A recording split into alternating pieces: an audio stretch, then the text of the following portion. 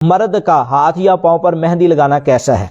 اس کا جواب یہ ہے کہ اگر کسی کو کوئی زخم آ گیا ہے یا کوئی بیماری ہے تو ہاتھ اور پاؤں میں مرد حضرات جو ہے وہ مہندی لگا سکتے ہیں بیماری کی وجہ سے یا زخم کی وجہ سے۔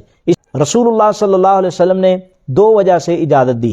ما کان احد یشتکی الی رسول اللہ صلی اللہ علیہ وسلم وجعا فی رأسہ الا قال احتجم ولا وجعا فی رجلیہ الا قال اختزبہما۔ نبی صلی اللہ علیہ وسلم کے پاس کوئی اگر سر درد کی شکایت لے کر آتا، آقا علیہ السلام اسے کہتے احتجم، سینگی لگا۔ تو اگر کوئی نبی رسول اللہ صلی اللہ علیہ وسلم کے پاس زخم کی شکایت لے کر آتا تو آقا علیہ السلام اس کو کہتے اختزم، اپنے زخم پہ مہندی لگا۔